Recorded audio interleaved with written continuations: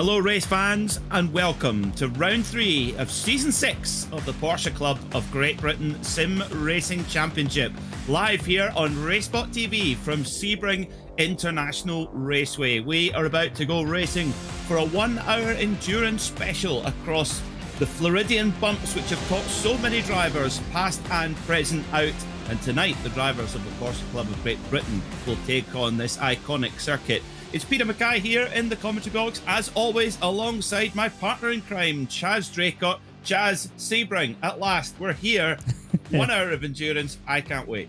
It's going to be absolutely fantastic, Peter. What a circuit as well. You know, these guys always make a great choice on calendars. And if there's any circuit that we're going to go endurance racing at, Sebring is the one. I know that we've both been very excited about this, you in particular, for this round, because these cars go so well here. You know, one thing we love about iRacing and that we love about these cars is the body language that the cars portray. We get to see them hit the bumps and hit the curbs and move around and roll about and really shake their tail feathers. You know, it's just fantastic to see. And Sebring is the circuit that brings that out the most in these cars. I think you're absolutely right. I think that's one thing that the iRacing platform really gets spot on, the way the cars behave over these bumps at Sebring. Very difficult thing to do, and difficult for the drivers to hang on to it as well. We've got some very tight championships going on in both Pro and the AM class as well, and a different format tonight as well. How do you think the drivers are going to get on handling that different approach to the race? I think we're going to see people sink or swim here, and it's often the case when you get a mixed format over the course of a championship. There are drivers that are great at flying through a field from the back if they don't have a good qualifying, for example, and just take position after position and just cane it through to the front. But there are others that they're so good at that, but they're too good at it, and it kills the tyres, and they use more fuel than other people around them. They don't think of the bigger picture when it comes to a race like this. They think all that they can do is go flat out. So I think there's going to be a few people that don't have the bigger picture in mind tonight, maybe even with traffic as well, you know, or even if they're coming through from the back of the pack, you'll see that sort of sprint race mentality from some. So I'm not sure who will be sort of in each category for that, but it's going to be exciting to see how people change and what the result of that's going to be. Absolutely, and we have a little bit of unknown as well, but the fuel strategy as well. But we'll get into that as we get into the race and what the drivers have got in front of them as well. But this is how the thing stands at the moment in the Pro class at this time. Christian Tsuruta leads by 14 points from Johnny Cullen, with Austin Greatorex right behind in third. Then it's Chris Byram and Stuart Clark, who's joined with Carl Sharkey, who missed 2 weeks ago for round 2. Oliver Carbadine sits in 7th, followed by Byron Crawford, James Cummings, and Tom Slater rounds out our top 10. In the AM standings, well, it's Fausto Pinto for Dempsey Pinto Racing, who leads the way by 5 points at the moment from Stephen Kershaw. Pete O'Connor had a really good recovery week last time out at Donington Park and brought himself back into contention in 3rd. Danny Jones is sitting in 4th, and Abrik Sashdev tied with Jones there in 5th position. Ryan Penny sits in 6th after a strong start to the season, followed by Andrew Shepherd, Ralph Meyer, Drew Fletcher, and Kim Such rounds out the top 10 in the AM class standings. Sebring International Raceway, Chaz, been going, the 12-hour race has been going since the early 1950s. What are the drivers up against tonight? Well, they've got a very uneven surface. A lot of this is an unused airfield, basically, an ex-airfield. They used to house a lot of amazing American aircraft here, but because of that, they've got this sort of big, massive, chunky blocks of concrete to contend with. Humongous seams between all of them down the back straight, through Sunset, which we all know is incredibly hard, and then the start-finish straight in turn 1. The drivers have a bit of welcome relief on what we're going to call the sort of infield section, where it gets a bit smoother but narrower around the second half of the lap. Hard braking zones here tonight as well. There's going to be a lot of overtaking opportunities into the hairpin. There's a right-hand, left-hand section after that as well, where we're going to see a number of position changes. But of course, the main one is going to be down into Sunset with that big slipstream, isn't it? Oh yeah, Sunset, the corner of 1,000 lines. I've never gone through it the same way twice. It's so difficult. And these 911 RSRs, again, a new car to the drivers for this season. We've used 2 different iterations of the Porsche 911 Cup cars over the course of the Porsche Club of Great Britain Sim Racing Championship history. This season, Season 6, using the 911 RSR, the ultimate 911 racing car, may go down in history as the ultimate of all time. Might we never see again an iteration of a 911 racing car like this one? Well over 500 horsepower, massive aerodynamics, amazing traction control system, sophisticated build as well, and that increase, a huge increase in downforce compared to last time we were here at Sebring with the Cup car and season 4. Big difference. I mean, you just see there, Chaz, going through turn 1, you're not flat, but you're not far off it. You're covering so much more corner speed. Yeah, absolutely. You have to sort of have that tiny bit of a lift just to manage what the car's doing over those humongous seams that I mentioned. And the little curb there, actually, the left-hander, just before Gurney Bend, there's a big curb on the exit there, and before it flattens out, it's very, very steep, and the drivers will dip a wheel over that onto the dirt, and we are going to see people losing the back end around there tonight into the hairpin turn. Incredibly difficult, but the main problem is the exit. When you get cars side by side through there, it's very easy to ignore the car next to you or just think that they're going to back out of it, go through there side by side, maybe cut across the nose of the other car around you. And not that I'm hoping for it, but we are probably going to see a number of incidents there tonight as well. Cunningham Corner, that's the name of it. I couldn't remember it for the life of me before. But what a fantastic bit of circuit that is. Big sweeping braking zone. You know, the cars are already moving around before they stamp on the middle pedal. And then, of course, they have to try and pinch it in without hitting another very, very steep curb. There are so many different curbs around this place. I mean, the one that's just on the left there as you go through Bishop Bend, you almost have to treat it like it's not there, don't you? Yeah, and you have to trust that the car is going to hang on. Likewise, through here, through the S's and through Jean de Bien Bend and Le Mans Curve, it's, yeah, the compliance of the car through the curbs is very important. All of the drivers are given exactly the same setup, so the cars are truly identical. It's not just the same model, they are set up identically. So it's all about how you adapt to that, how you adjust your driving style accordingly. And this has been a big adjustment, this car, for the drivers. I would say, to me, I find it actually a bit easier to drive up to the limit anyway.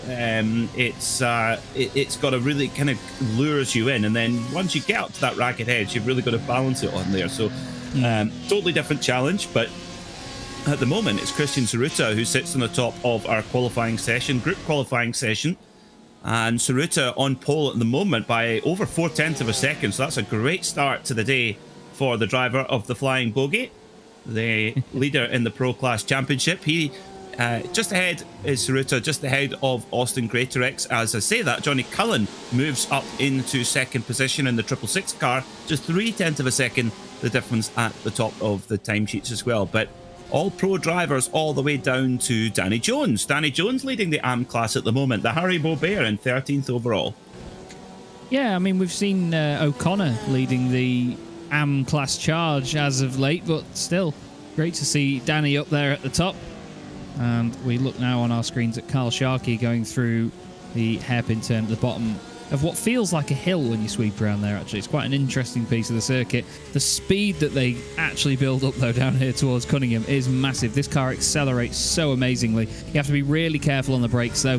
Some of the guys were actually chatting in the Discord throughout the week just about how simple it sounds to say early on the brakes and not so eager on the throttle, but try and do that when you're behind the wheel and you've got the sort of the adrenaline and the buzz of driving this car surrounding you. It wills you on to really rag it and just plant your foot, because the noise it makes is sensational, but the way that it accelerates and carries corner speed as well with that massive amount of downforce, it's just an awesome driving experience. And like you say, Peter, it's about being on the limit in this sort of car, and finding it is, I'd say, rather easy, because it gives you a lot of trust in the behavior and the grit that it's got. But it's so easy to just step over it by a millimeter and go flying off the road. Yeah, it certainly is. And Carl Sharkey looking to improve on his best lap time. Carl, very much an advocate of this 911 RSR, absolutely loves the car and is delighted to be back racing it again after a few years away. Over the line goes Carl. Does he improve? Not quite, nearly a 156.0 last time by. His best is a 155.980 at the moment. So another time around for Porsche Sports Carl Sharkey. And he's, to say it quietly, he drives a BMW now. He's got rid of his Porsche. Oh. Yeah. Oh, goodness me. He's a fellow BMW driver when we consider what I drive as well. But then again, it's not really a BMW. It's more of a shed with a BMW badge on it. So on board now with Fausto Pinto, car number 72. Nice that iRacing have finally got rid of that grass on the left-hand side at the final corner there due to the rescan of the circuit. Looks like Fausto's car not quite going in a straight line there. He's putting a little bit of left lock-in down the straight. Wonder whether he's bent it slightly already through this qualifying session. There is actually a nasty kink on that wall, you know, on the way down to turn 1, that if you do run too closely to it and you hit the end of that wall, unfortunately, iRacing's sometimes questionable physics will come into play and the car will get launched absolutely airborne. I remember years ago, we're talking 2018, I think we were doing a media night for another championship, funnily enough in the RSR and the other GTE cars that iRacing offers. And there was a queue of us all slipstreaming, about 15 cars, all absolutely nose to tail down the straight, and the one at the front hit the kink in that wall, and everybody came to, let's just say, an abrupt stop and quite the impressive climb up to about 35,000 feet. Well, that's appropriate at an old airfield circuit, isn't it, as well? If, Yeah. they had Flying Fortress aircraft here, and also B-17s. And at Flying Fortress, they also had those at Snetterton in wartime. So Sebring and Snetterton, that's what they've got in common. You're right, Fausto Pinto's steering's not straight. No, it's not. He's a little bit left locking. Yes, left hand down, yeah. So he's definitely bent the steering. I know why he's not going back in to fix it, Chaz, because he's thinking it's not affecting the performance, albeit a little bit off-putting for a lap or two. But of course, with a fixed setup, if you go back into pit lane, the car is automatically filled up with fuel again. So I think what he's trying to do is run the fuel load down so that they can set a better time with a lighter car. Yeah, look at the damage. Yeah. It's definitely had a clip on the wall or something somewhere, but that's the thing, there's so many bits around this circuit where you can just clip a curb or clip a barrier slightly and you can get away with it. You know, you can carry on your lap and it will not affect you too much. Even there at the final corner, very close to the barrier on the left hand side, really feisty stuff. But again, he's just carrying on with it. Like you say, at the end of the day, if it's not affecting it too much, he could still go that extra tenth or two quicker on a lap and it not be down to the car. You know, it's just down to getting a clean lap on the board. Here's James Cummings, car number 2, currently in 7th position. Fellow bright coloured car enthusiast Christian Zeruta just in front of him there. The two of them very standout liveries on these cars, despite the fact they're not too striking. They're just basically solid colours, but you never miss them. Bit of smoke lingering in the air there, like somebody had a spin on their way into the final section of the circuit. Well, it looks like whatever it was has cleared away. Look at the oversteer. Little bit of opposite lock there on the little right-hander there, Le Mans curve. You've got to love that, Peter. And that's, again, something about this car is that it's manageable when you're on the limit, but it's just the really good drivers can slide it around a lot and make it look very flamboyant, but it really does want to kill you a lot of the time. Oh, that's close. Really close to the wall there, yeah, for Cummings. I think he got a pretty good toe there from Zeruta. So let's see what his time is for James Cummings then. It could be strong. It's best 156.0. No, doesn't improve. So not able to use that toe from Zeruta. So at the moment, 10 minutes left in qualifying. Interestingly, Zeruta has pitted. So he's obviously felt that it's worth it to go in and get new tyres, but have the disadvantage of having the full fuel load. That's an interesting bit of strategy, actually, with a fixed setup, Chaz, whether you go in and get your fresh tyres, but obviously the trade-off is a heavier car. Yeah, absolutely. It just depends on how much of a difference that weight is, I guess. I know some of the drivers, they're not really bothered by the extra couple of kilos, but others will find any slight, tiny detail to especially moan about, but also affect their lap times as well.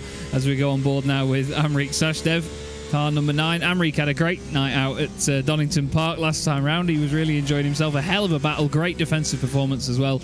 It didn't quite work out for him as intended in the end, but still, he came in, had one of the funniest interviews I think we've ever had in the Championship's history, and one of the most certain edge of our seat interviews, I must say. But still, great that he's back out once again tonight around Sebring. I'm sure he's going to be loving it in this car tonight. Yes, I think he's on his first warning for not saying nice things about the series sponsors, is Amrik. He's on his first warning from me. Oh, over the line he comes, 156.2. Goodness me, from Amrik. What a lap! What a lap into the top 10 overall. Whoa! 9th overall, miles ahead of anybody else in the AM class. Look at a gap to Danny Jones. Danny Jones is a 156.7. Amrique's a 156.2. So he's gone half a second quicker than anyone in his class for 5th in the championship. Amrique Sashdev, what a lap. Absolutely corking stuff. Car 9 goes P9. He'll be really over the moon with that one. And of course, having that buffer in the classes as well, having a number of drivers between you and any rivals in your own class, that's such a confidence booster, because you know that not only have you beaten in your own class, you've beaten people that are in the class above you on paper. You know, you've beaten the quicker guys, as we would say, you know, in inverted commas. It's just great to see Amrique pulling that off. Very well done to him. And I hope that continues for his night. You know, we know how much of a good guy he is. Everyone in this series is just so great. It's one of them championships where if we had to pick a favourite, I don't think either of them was good, to be honest. It's just brilliant. It's a lovely place to be. Great community. Everyone gets along behind the scenes. And the racing is still fierce. You know, it doesn't take anything away from the racing, the fact that everyone gets on. As soon as the gloves go on and they put on their headsets and whatever, jump in the sim, they become raw, real racing drivers behind the wheel, and I love watching that. Yeah, they do. That's for certain. That is for certain. Well, you know that Amrique's going to play that clip back to all his friends in his house. He's going to get up on the big screen and say, look at this, here's how when I go on pole. I put it on pole, guys. I'm gonna come through and watch. Come through and watch.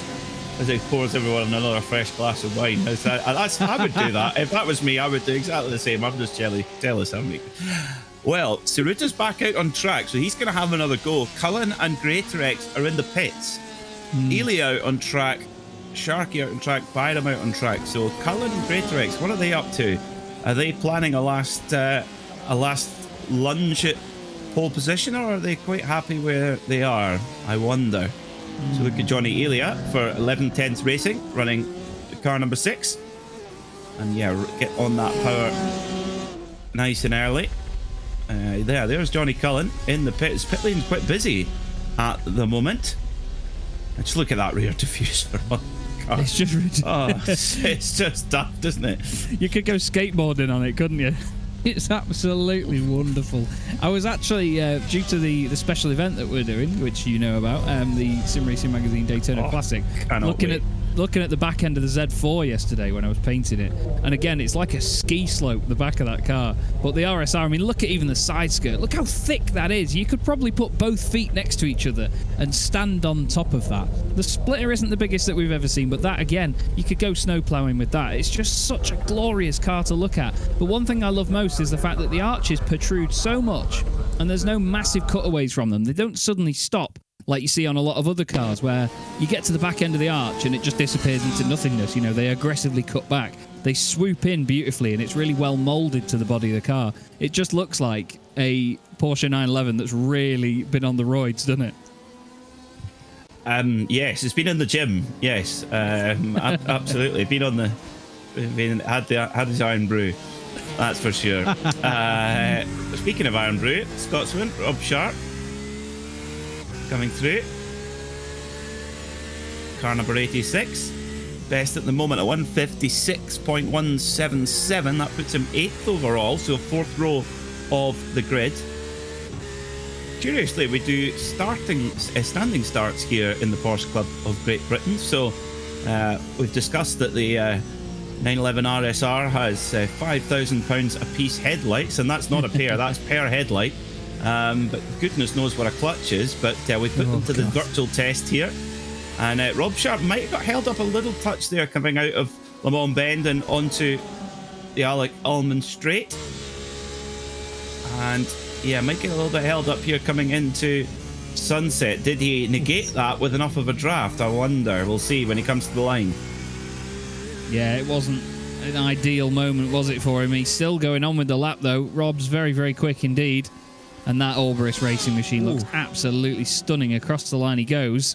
He does improve, but not by enough to jump up another position. A 156.163. And look at Johnny Elia pushing now into the final section of the lap. The 11th cars have looked good since the very first season of this championship, and they continue to do so as well. They often have this retro feel about them, and I absolutely love it. Johnny's a great guy as well, really good video editor, very talented bloke, quick behind the wheel. Always entertaining to watch, though, because he's not one of these drivers that backs down from a fight on track, is he? No, not at all. Well, he was using 13/10 of the track there. This lap will not count. He had two wheels well on the grass. He might have even had 4 there. I think he got in a bit of a tangle with Fausto Pinto as the camera panned to Johnny. Right. But he's got he's got a great carrot in front, or indeed a great bogey to chase. Bogey time. Tsuruta is setting the bogey time, or the opposite of a bogey time at the moment. Yeah. He's on pole. But Ilya, maybe just close enough to use Tsuruta as a bit. I think that'll be close, Chaz, whether that's off track or not. It's quite sensitive coming through there with the automatic system. It really is, yeah. I think having both wheels off would have definitely triggered it, but it can be relative to where the curb is sometimes, so I'm not sure. He's still pushing on with the lap, but I don't know whether that's just to try and stay with Tsuruta in case he does another lap and he can stick with him for another lap's worth of slipstream. So we'll have to wait and see. But Johnny Elia certainly pushing on. At the end of the day, if you do invalidate a lap, you may as well carry on anyway. Just use it as another lap's worth of practice. Just pick out further sort of developments with your braking zones, where you can push harder, where you can maybe save a bit of fuel over the course of the race. And yeah, he's backing off a little bit there, look. Yeah. He's certainly waiting just to see if he can keep Tsuruta in front of him for another lap of slipstreaming. Yeah, and they also the tire, the way that you work the tire on iRacing in a qualifying scenario is very important, and each car on the system really works the tire in a different way. So some of them prefer, you're actually more trying to keep the tire down in temperature and try and cool it off. So you might actually back off to cool the tire off if you can in a qualifying scenario, and others need you to keep them in and they'll stay in. It depends on the car. So it could be also Ilya's just deciding to just build that temperature up, or keep that temperature exactly where he wants it to be.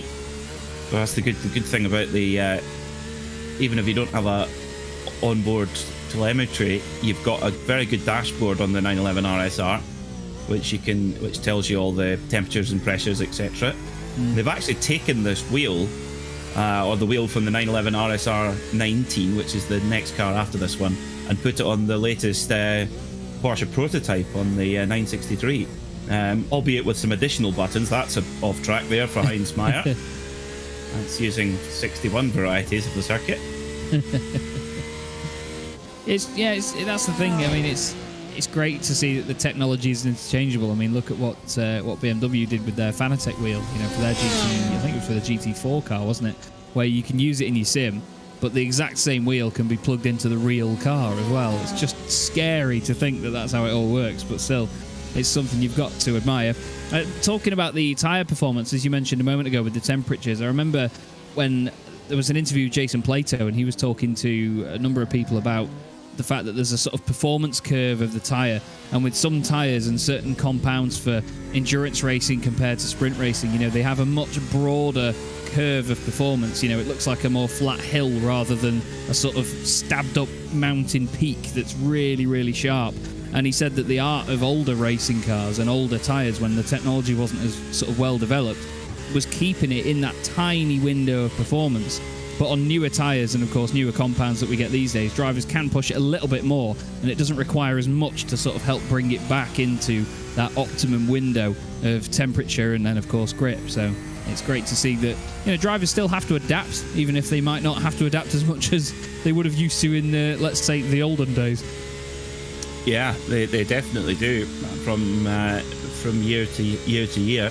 That's for sure. Sometimes, if you change tyre supplier as well, if it the series. Was it a little puff of smoke ahead of Amric Sashdev there? Quite see who that was, but he's got enough. Not quite, because they will tick straight over into the race. I would imagine normally when the clock goes 0, it's move on to the next session. So will Amric Sashdev be able to finish this lap? Because normally when we do heat races, we have 2 races, and therefore the qualifying ends immediately. But it appears, Chaz, that we're going to get another run. I love this paint, this new paint for Austin Greatorex. That's I was going to say that's a BMW art car livery as well. Yeah, it is, isn't it? It's off the M3 GT2 from I think 2010. Very good. Yes. 11. Absolutely, yeah. Yeah, gorgeous looking thing, but I mean, it still suits the RSR. There was actually a similar one that ran in the Italian Carrera Cup Championship in 2021. Actually, had a very similar livery, but it was a lot more. The base was white instead of black, and it looked absolutely wonderful. But still, the times come through. There was an improvement for Rob Sharp again. He did a 56.09, but he did not go up a position. A best lap there for Kim Such, but again, stays in the same place, stays in 27th position. And I think, yeah, we aren't in a heat racing format tonight, like you said, so they do have a warm-up session after this, and then we are going to jump into the race. It's only a 5-minute warm-up, though, for drivers just to get sort of reacquainted and ready, grab a drink and so on. So we're not going to get long before the race, but it's nice to see that at least they get to complete their fast laps, isn't it, at the end of the session? It's always that sort of suspense of when the clocks tick to zero and we get to see the final drivers coming through. Well, let's see if Amrik Sashdev can improve. I think he might have been the last over the line, possibly Christian Saruta, who's already on pole as it stands.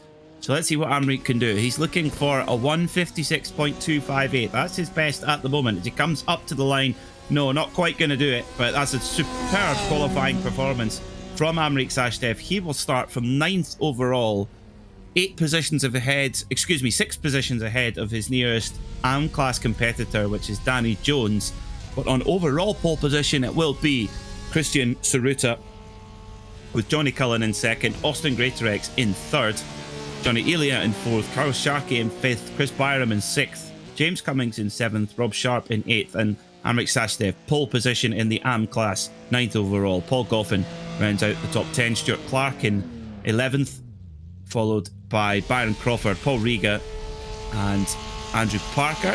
Then it's the second of the AM class cars with Danny Jones, followed by Oliver Carwadine, Stephen Kershaw, Mark Johnson, Heinz Meyer, Ryan Penny, Ralph Meyer, Carl Hazelton, Fausto Pinto, Andrew Shepard, David Patching, Gilles Gardner, Kim Such, Drew Fletcher, Mark Elvin and Andrew Soper, your 30 car grid. Fausto Pinto with a bit of work to do there. Chaz in 23rd overall, championship leader in AM. He's got to be careful on those opening few laps. He does indeed, yeah. He's certainly got some work to do, but I think he's definitely one of the drivers that can do it. You know, we've seen some moments from him in the past, but he's really developed as a driver as these seasons have gone on. And I can tell you from our little GT4 league that we run with hour-long races, he's really good in those. You know, he just picks off positions in the long run. He isn't one of these drivers that tries to sort of force his way forward from as soon as the green flag flies. He knows when to pick his battles in that sort of race. So this is, for some of the guys, I must admit, it's going to be interesting because they've got a couple of seasons under their belts now with the GT4s, so it may be a very different car, but they're more used to the hour-long races and the potential of pit stops and how it all works with trying to undercut people, trying to go for even the overcut, stay out a little bit longer, get that clear air for your in-laps and so on. I'm very intrigued to see if there's any of our regulars from that do well tonight because of potential practice that they've had and racecraft, obviously, that has to be developed for this sort of event. That's an interesting one. So if you're an SRM regular, you might have a strategical edge. We've got a load of budding Norbert Singers on our hands here, Chaz. Is it in your talent factory you've been running? I've not got the stream up on my side here, but I'm gonna have oh, I thought you meant someone was in the comments. Sorry, my bad. But yeah, we've got just near the I've proper had a howler there near the top end. I mean, we've got Mark Johnson's a regular for us as well. Rob Sharp, actually, Stuart Clark. We've also got Fausto Pinto at races in it. Paul Goffin, Drew Fletcher, Heinz Meyer. There's a lot of them that have come over from this. Ryan Penny's always good as well. The amount of times that Ryan Penny has had most positions gained in our championship since it began is countless. He's always the driver that makes up the most places in our race. Doesn't have the best qualifying, but he knows exactly who to fight and who not to. If someone, for example, say if there's a bit of an issue at the start and Zaruta ends up going off and dropping to the back, if he was going to fly back through the field, Ryan would know how to take advantage of him coming through to be a slipstreaming opportunity or just somebody to follow, use as a reference. There are a lot of drivers that are really good like that. You know, they don't have the quick bursts of one-lap pace, but they've got the mindset. They've got the right thoughts in their head in a long race like this to make it work. And I'm super excited to see who can make that happen. So track conditions pretty much ideal. 22 degrees Celsius on the track. Absolutely perfect. And at 6 p.m. in sim time, we're probably just driving into Floridian sunset, which is a beautiful thing to see. It's this nice kind of orangey sunset, like the wonderful orange juice that is so famous of this particular area. At Indianapolis 500, the winner drinks the milk. At Sebring 12-hour, it's the winner drinks orange juice. I tell you what, you think milk makes your overall smelly? Can you imagine what orange juice just has? Oh. I've always wondered this. Does an Indy 500 winner, if you win the Indy 500 or the Sebring 12-hour for that matter, it's a career highlight, no matter who you are.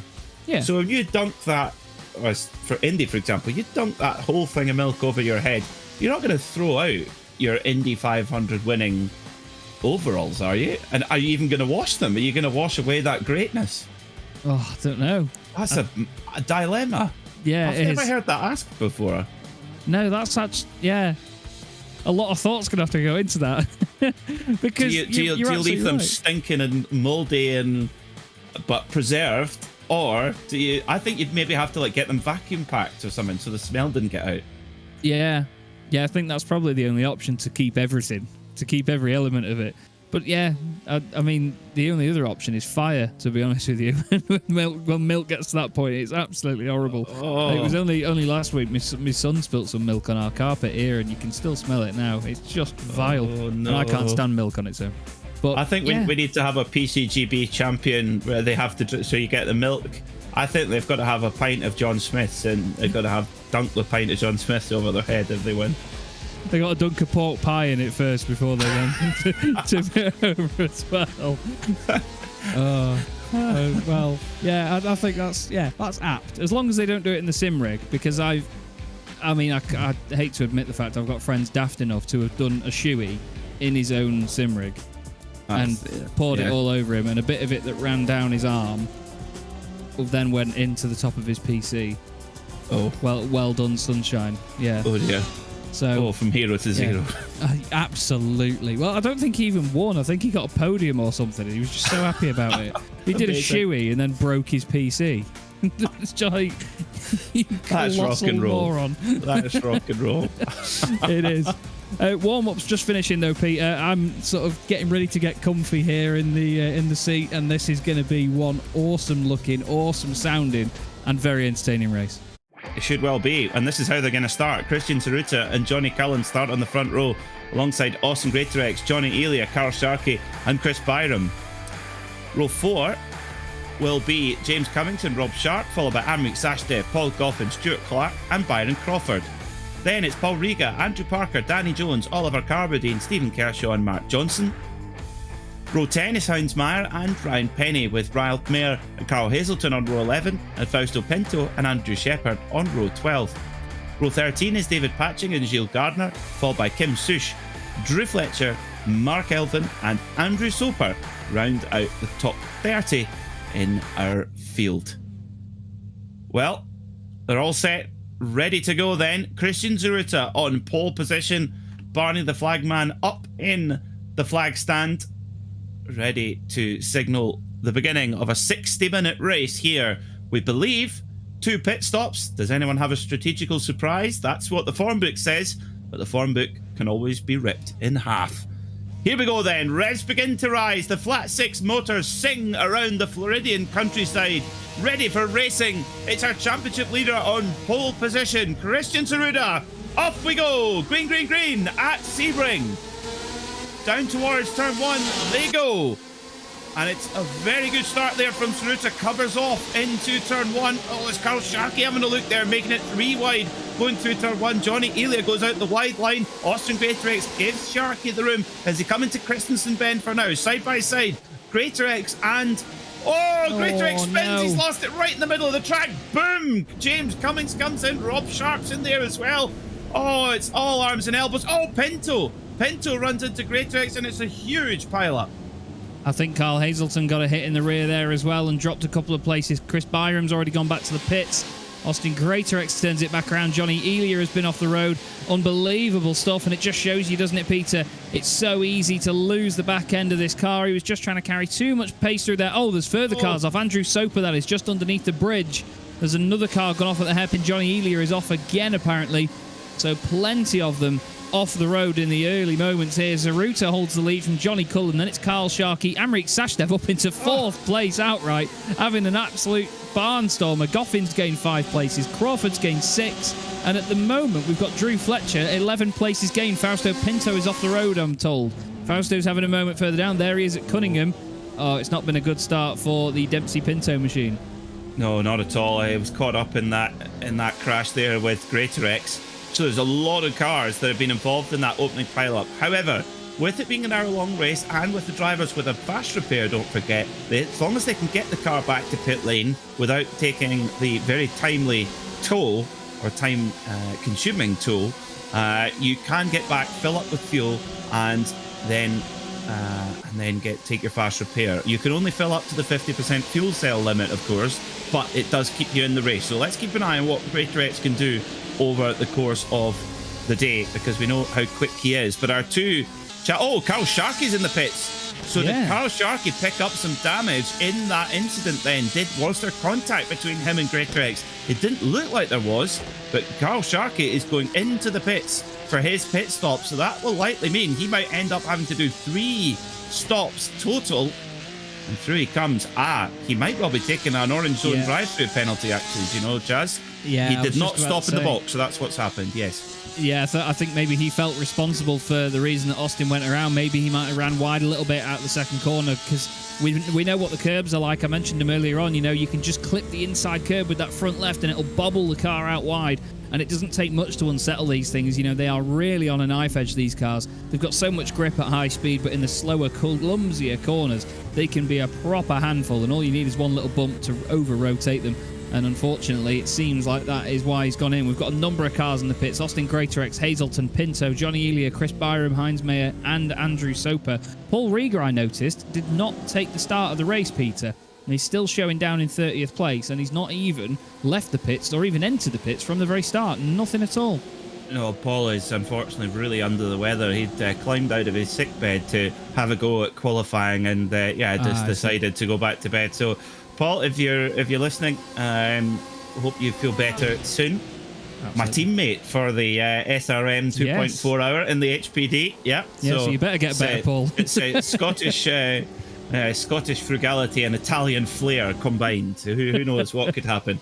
Anyway, Christian Saruta and Johnny Cullen are in a little bit of their own universe at the moment. They're separated by just 1.8 seconds, but from second place Cullen back to Goffin is 8 seconds already after just a couple of laps of action. So really the kind of accident that was triggered certainly with Austin Greater X spinning, that then really checked up the field and allowed Saruta and Cullen to get into their rhythm. So we'll see how that one plays. But Amrik Sashdev, what a start to the race. He was up in 4th. He's holding 5th at the moment, but it's been a good start from the M-Class drivers. Danny Jones, there he is at the back of shot in the green and white extra chewing gum coloured machine. And Stephen Kershaw in 9th, car number 247, right behind him. So the M-Class, although there's a couple of cars between them, that's game on there. Absolutely is, and Amrik will see them in his mirrors as well. He's got Rob Sharp and Stuart Clark absolutely hounding him right now. Rob is throwing everything at him to try and go through into the hairpin. They go. Danny Jones down the inside of Stuart Clark as well. He tries to make that move work. Amrik goes a little bit deep into the hairpin. Rob Sharp wants to come through, tries not to hit the right rear corner of Amrik's car, and he manages to sneak through on the right-hand side. He's going to be down the inside again for Cunningham Corner. But Stuart Clark all the time wants to try and follow him through. There's contact and more contact, and the two of them, well, they wheel bang, and Amrik goes off the road. He tries to spin it back around, but it was unnecessary contact, wasn't it, Peter, in the braking zone? I didn't quite pick up on who moved over on who, but they sort of magnetised together, didn't they? And Rob Sharp gets away with it. Well, yeah, it's that is a really unfortunate one. At this stage of the race, you want to be giving your fellow competitors a bit more room. When it's the last lap, throw your last few laps, throw the gloves off. But yeah, we'll get another look at it. But Carl Sharkey on the inside, Greater X on the outside. I don't know if they made contact. Do you know? I don't think they made contact there. You know, no. Hard to tell from that angle, but it does seem that Greater X was spinning on cold tires. Let's get a look from the chopper. Yeah. Do you know, it could even be a bit of digital aero wake or netcode, as it's often referred to. There's just a tiny discrepancy. in where the sim thinks the car is. And I mean, it would really need to see it from Greaterex's angle or even Sharky's angle, but it's very marginal, whatever it is. Oh, is there contact? No, I think the back end's already... At the end of the day... He's already away. Yeah, the back end's already going, and if it would have been something that unsettled the back, it would have involved the front of Sharky's car, wouldn't it, really? Would have nerfed him. That's a big hit from Cummings. And Rob Sharp got lucky there as well. You know, he had 2 bits of contact with Austin's stationary machine, and he's still somehow at race pace here. This is what happened with Amric then, down in towards Cunningham Corner. Rob Sharp on the inside, Amric on the outside, Peter. It's interesting there. It does actually seem that Sashdev moves over to the right under braking.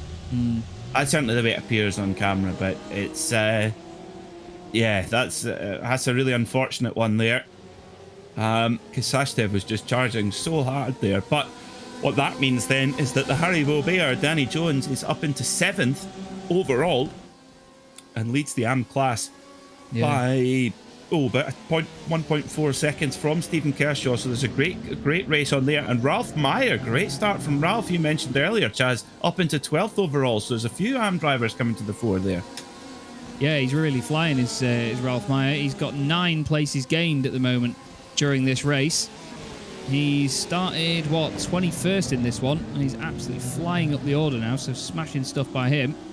And even inside the top couple of positions as well, Paul Goffin's in 3rd. He's gained 7 spots to get up there, with Byron Crawford gaining 8 spots to get up to 4th. So the two of them doing an absolutely immaculate job right now, and it's the survival in these early stages of the race, isn't it? That's what gets you there, and then you've just got to try and hold on to it.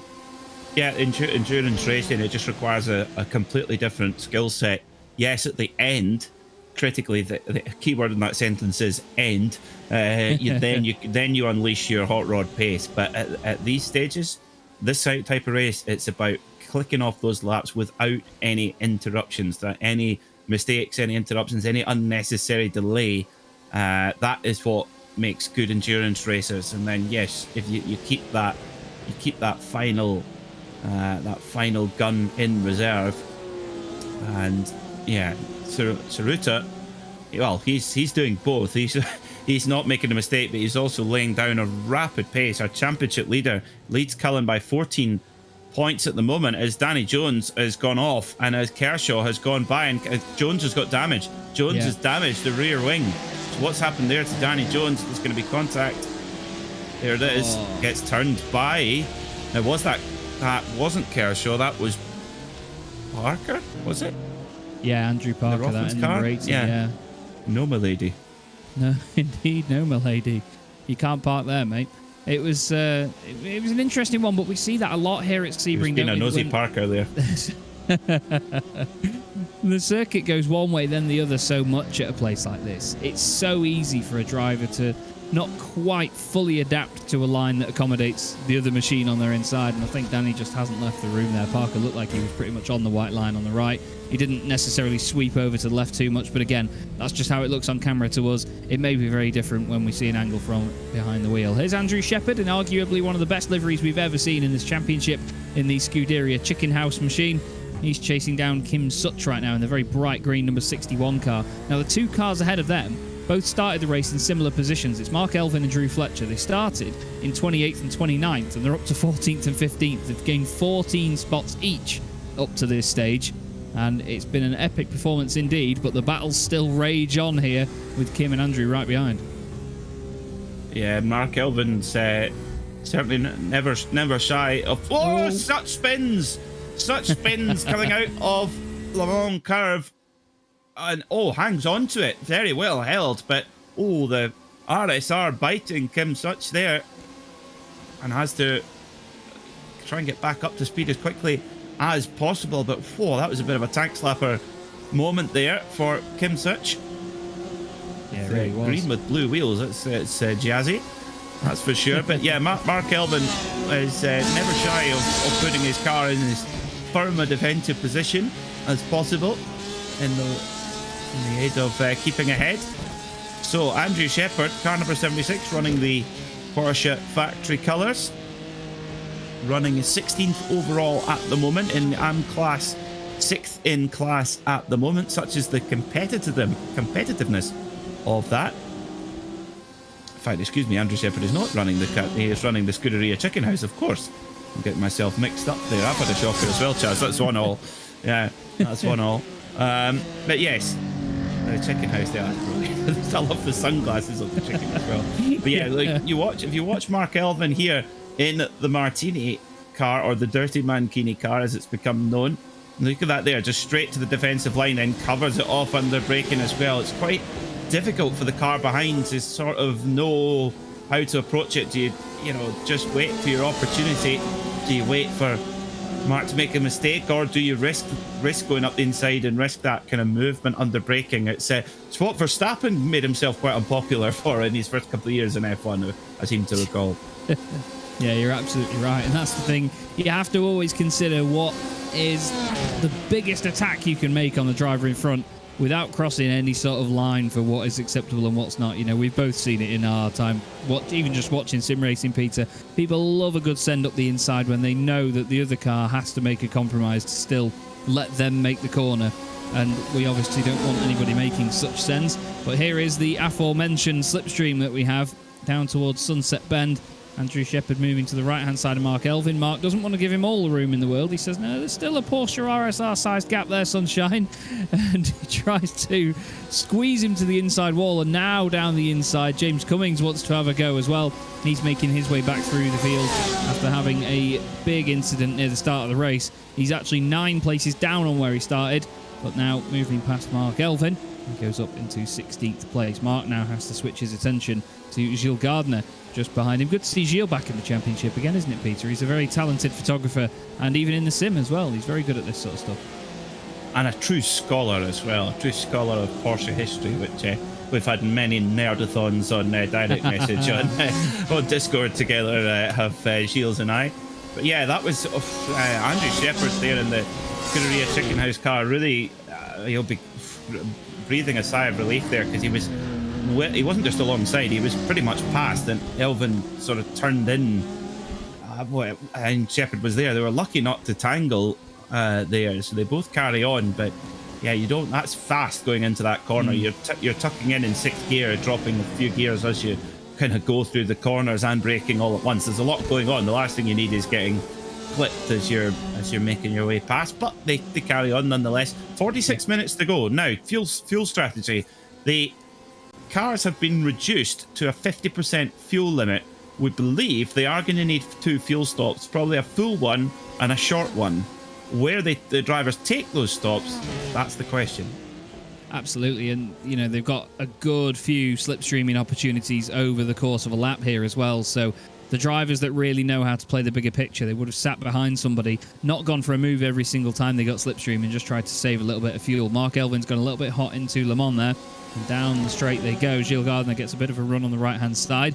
Is he going to get the same treatment? Nope, he says, I'm going to turn the cloaking device on, and I'm going to disappear for a minute, not let Mark know where I am, and then pop back in right at the right moment, almost like he planned that one, and sneaks through down the inside into Sunset Bend. Again, corner of 1,000 lines, as you said, Peter. So many people taking different swooping lines, early apexes, late apexes there, and the positions change around, and now Gardner gets ahead. Oliver Carbadine has been into the pit lane, but by the look of it, I can't actually see how long he's been stationary for.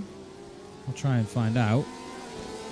By my reckoning, 10 seconds he was in the pit box. So let's keep a close watch on that one and see where we are. So 10 seconds of fuel going in after 15 minutes of running there for Carbadine.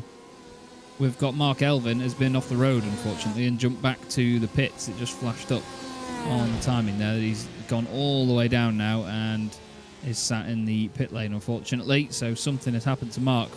Now we've switched away. A bit of a Chaz curse, that. It's a weird one. Sometimes commentators' curses are when you mention somebody or say that they're doing well, they'll all of a sudden have an accident. But my curse tends to be that when we stop looking at someone we've been looking at for a while, that's when they have a moment. So I've had drivers before saying, please don't give me too much attention on the broadcast that you do, because as soon as you stop looking at me, I'll have a crash. And it has been very, very true in most cases. We look here, though, at the podium position battle. Paul Goffin. This is what happened to Mark Elvin. Out of turn 2. Whoa. That was an odd one. It didn't even, like, loop the rear end around, did it? It just sort of looked like he carried on turning left. Yeah, I think it just had a bit of steering lock on. Tried to ask for the whole of the throttle, and round it went. So Mark Elvin, yeah, unfortunately, just gone past the pit lane entry. So it was at turn 3 there. So we'll have to take the tow all the way back. This car 164. Paul Goffin's had a great run, 3rd overall, just holding off Byron Crawford at the moment. Great battle here for the podium positions, trading fast laps as things stand. At the front of the field, well, Tsuruta is just on cruise control at the moment. 13.3 seconds to the goods. Now, the last time we were here at Sebring, Chaz, you might remember in season 4, Jacob Toffs did something quite similar, didn't he? He just completely decimated the field. He won by 45 seconds from Austin Greatorex, who finished 2nd. Tsuruta was 3rd, was half a second behind Greatorex. He's certainly turned those tables, hasn't he? He's the superstar now. Yeah, absolutely. He's doing a wonderful job right now as Christian, and we should have thought there might be an inkling of this from qualifying, to be fair. The performance that he put in qualifying was amazing. Whoa, dear, who's John gone Virgo trick bowling shot there? That was a big old bit of bowling. That was Kim Such getting headbutted by, was that Oliver Carwadine? Well, it was Ryan Penny who was a cue ball. Ah, yes. The pink and white cue ball there. Yeah, that really was John Virgo-esque. It was impressive, to be honest. Yeah, that was a great program. What was it? Was it snooker? It was like snooker and news. Big break. That was a great program. Great program. John Virgo would come on and do a trick shot. It was great. Saturday night essential viewing. We don't quite have those facilities here at RaceSpotTV, but I think it'd be entertaining all the same. Biff. See, Ryan went to look down the inside there, though, and Kim did jolt to the left very late. So I'm not sure that that's all on Ryan, to be honest with you. He may have been the car that went into the back of the other one, but he looked down the inside soon enough. It was far back, yeah. But he looked down the inside, sort of made his intentions clear. And then Kim, for me, moved an entire car's width over to the left, so I don't know where it lies fully, but we'll see, I guess, what the stewards say. But back to these guys. Byron Crawford putting an absolute blinder, chasing down Paul Goffin at the moment for 3rd place. These two stuck to one another, both having very interesting seasons in the past in this championship. Byron Crawford, of course, previous AM champion in this series before. We rounded out a season at Monza and did a lovely interview with Byron. He's a really, really top guy. Paul Goffin supporting the Sim Racing magazine with the livery on his car. He's going to also be racing in the same special event as you, Peter, in the LMP2 class in just a couple of weeks' time. But Paul is one of those drivers that's really come on strong. You know, it's great to see how much these guys have developed. It's something we say every single broadcast, but it's so true. You know, we get to watch these guys get quicker and quicker, put on some entertaining racing. And since the very first race at Donington Park, it's been wonderful to see how that development has come about. But Byron Crawford is certainly not giving him any breathing room at the moment. Rob Sharp's not too far back either. Give him a bit of slipstream and he's going to be right in this. Yeah, as you say, Byron Crawford putting in a blinding performance, but Goffin's got him covered at the moment.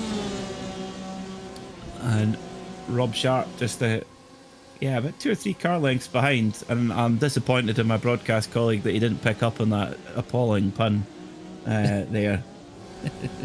You missed that. That one went straight past you, Chaz. I know. Poor.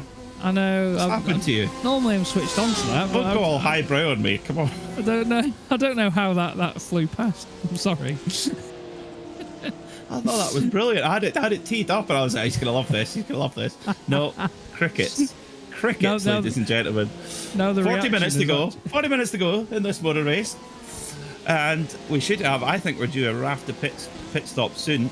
If we're gonna get 2 pit stops in the race, can't be too long before we see our drivers coming down to pit road. Car 247, Stephen Kershaw, leading in the AN class at the moment. Driving very, very nicely. How has he got a gap of 8 seconds back to Danny Jones, who hasn't pitted yet? I'm surprised Danny Jones didn't come in to take his stop. Yeah, he's got Mark Johnson right behind him as well as Stephen Kershaw, and it's another pro driver then Carl Sharkey, so he's got a bit of room back for Danny Jones. But you're absolutely right. You know, I think Danny's just making the most of what he can with the car at the moment. I think we saw it earlier in qualifying with Fausto Pinto. He doesn't want to sort of let a little bit of damage affect him too much. It might not even feel that bad, to be fair. It might just be sort of aesthetic damage at this point in time. But I think with the pit stops, we can definitely be expecting them with about 35 minutes left to go with this race. They aren't quite going to do a full half hour. And I think a number of them, as soon as they get any sort of warning, they're going to jump in the pits. They're not going to try and risk it. They're not going to try and make it last too long. They want to think about that sort of splash and dash at the end of the race, because obviously it's going to be minimal fuel that they'll need. Some of them I don't think will be too worried about it. They're just going to take it as it comes. There will be other drivers, though, as we both know, Peter, that will be doing the numbers. They'll be doing all the calculations, and they'll try and make that a sort of 1-2 second stop. They'll make it minimal stuff. Yeah, and that's what the drivers who have put in the practice and run through the scenarios. They will reap that benefit to know what works in practice. As Carl Sharkey makes a move, he's on the recovery drive up to 9th after taking that orange zone drive-through penalty, where if you believe you have caused an incident on lap 1, take a drive-through penalty. Very much up to the discretion of the driver and their sporting attitude. That all drivers are expected to do so if they determine that they've been at fault. And do you know, I think it was very noble of Carl to do that. I don't know if I'd have put that on him, but it was hard to tell from our angle. Maybe he felt a bit of contact and felt that was then his duty to do so. But nevertheless, it's been a great comeback drive from Sharkey. 156.5 last time by. That's quite a lot quicker than the cars in front. In fact, that's quicker than Johnny Cullen was last time by in second place. So Sharkey really on the move here. And actually, Danny Jones's pace isn't bad, considering he has a seriously deformed rear wing, which will not be helping performance. His pace is okay, so I guess Chaz, he's just trying to get it to the pit stop and get a fast repair, and he's still right in this race. Yeah, that's it. He'd lose a lot more by having that extra stop than he would for just continuing on with the stint that he's on and just drag it back home in the shape that it's in. We've got Rob Sharp and Byron Crawford swapping places, by the way. Rob Sharp now moves up into 4th position. So Byron Crawford, seemingly the one that was attacking Paul Goffin before, has now potentially made a mistake and dropped back. Rob Sharp did his personal best lap on the previous lap as well, so he is absolutely flying now. Here's the Orberis racing machine. Gorgeous looking race car this as well. Rob's done a great job on the livery. He's a top bloke to speak to as well. And now he follows on with Paul Goffin, and into the pits goes Byron Crawford. He thinks, right, I've been overtaken. I'm not going to let it get to me. Let's have a reset and we'll go back. This is what happened then, and you can see this is going to be a mistake, isn't it? Byron goes in way too deep, snatches a break. And, well, Rob doesn't need to be told twice, does he? He's close with the rejoin, but still gets away with it. And Rob Sharp now will be a very happy boy up in 4th, chasing down Paul Goffin. But Byron did take that reset there, Peter, and it's important to do this, isn't it? Nip into the pits when you can. Just sort of get yourself back in the game. Just hype yourself up again. Get the car ready. Get it in optimum conditions and optimum sort of condition in itself, and get back out there and put some laps in. He's been in the pits for 25 seconds so far, though, and we'll have to see how long the pit stop's going to be. He's not had I think he's sped coming into pit lane. Yeah, I think he might have. And unfortunately, there's no option of a speed awareness course to get off with it, unfortunately. Dear, that's I mean, Carbadine took on 10 seconds of fuel. If this is about 50 seconds with Crawford, then we know, don't we? Yeah. Oh, Byron. Well, that I was going to say. Oh, dear me, his Greatorex has a bit of a, and Elia and Greatorex have a bit of a heart-starting moment with the car going slow there in the line. But yeah, I was going to say if he hadn't got a speeding penalty there, Byron Crawford, he coming into the pits was a great idea, because it would have cooled the tyres back down. Because when you lock the tyres up on this tyre model, it really does spike temperature through them. But Greatorex on the fight back as well after that early incident. He knows he's got to do 2 more stops. So he's there in 16th. Leader in the pit lane. So Christian Tsuruta is in the pit lane then, in the flying bogey. So he comes in with 34 minutes to go, 26 minutes in. How much fuel does he put in? We saw that Carbadine put 10 seconds worth of fuel in after 15 minutes of driving. What is our race leader, Tsuruta, going to do? That wasn't very long, Chaz. 12.6 seconds in the box for Tsuruta, but that's a good fill. Yeah, it is. He's absolutely brimmed it, whatever he can with that 50% limit. And he's come out with not a massive amount of traffic around him either, to be fair. He's got Andrew Parker just in front of him by a couple of car lengths, and then behind him, he's got Stephen Kershaw in 7th. Now, those guys obviously have to pit soon as well, so he's not got much to worry about. He just might get in a little bit of a scrap with Andrew Parker here if he's quick enough to get back up to full speed. The full pit stop time, by the way, for Byron Crawford before was 55.3 seconds, so yeah, it would have been, it's usually, I think, is it 40, 42 seconds? 40. Yeah, 40 seconds that you get for speeding. So what, it would have been 15.3 for him to have a usual pit stop anyway, so he's definitely had some sort of speeding penalty there, I'm afraid. I think Carl Sharkey's got one as well. Oh yeah, he's been sat for 33 seconds. Yeah, Carl Sharkey's got one too. Unless he's got required repairs. Because of the damage. Because of damage, but I very doubt about much that. We haven't seen anything of Carl Sharkey getting in any incidents that he couldn't have used his fast repair for, because last time he went through the pit lane, he didn't stop, so he's still got his fast repair. That looks to me like a speeding penalty for Carl Sharkey. Oh, after all that hard work. Oh dear. 57.4. That's a long time when you know that you should really only be stationary for 10. That's going to be hard to accept that as well. And I mean, we've both seen it before where drivers have had a mishap like that, and they've just, you know, the toys come out the pram then, and you just throw the towel in and they give up. But, you know, Carl, fair play to him. He's cracking on. He's back out there. We've got now Johnny Cullen still carrying on, though. He's done another lap extra as well as this one that he's just started now. Is Johnny Cullen is the reason why Tsuruta has driven away from him so much is it because Johnny Cullen has been fuel saving massively to be able to hit that half-an-hour mark. Now he's only got to do one more lap, and so if Johnny Cullen either comes in the next lap or even better the one after, he will be able to do it on just one stop. So yes, Tsuruta's driven away, like it made Cullen look quite ordinary, but Cullen has been bluffing us. Yeah. Well, I mean, the gap is only 12.3 seconds at the minute, but take into consideration that he's going to be the one that can stay out for longer afterwards. It depends on what Tsuruta's gap is going to be. The entire pit lane time, if I have a look at this, let's have a look at Tsuruta. He was in the pit lane from start to finish, from the cones at the beginning to the cones at the end, including his pit stop, 43.2 seconds. And it was, what, about 18, 19 seconds when he came in, the lead to Cullen.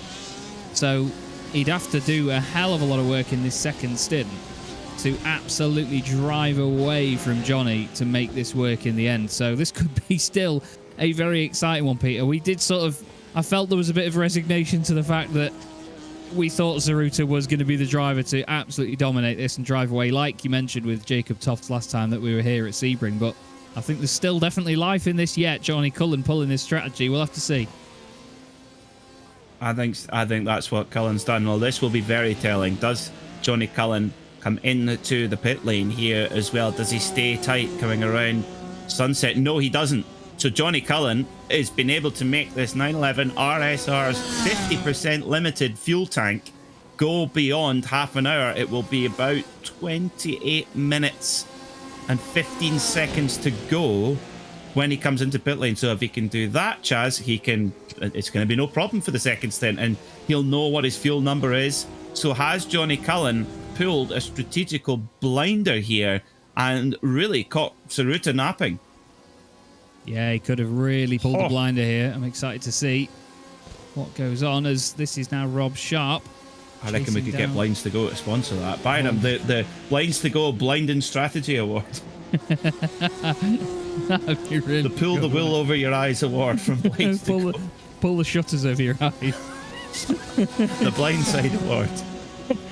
Oh dear. Oh, Byron, I'm sorry. That's a couple of mentions Whoa, there. no, Rob! In for Sharp. Oh, Goffin. Oh, Goffin's coughing after that one. Oh my goodness me. Oh, as Rob Sharp comes across the racing line, and oh dearie me. That bump, it just seemed like he threw it in on the brakes, and it really upset the back end. There was a combination of him throwing it in, braking, and hitting a big bump there.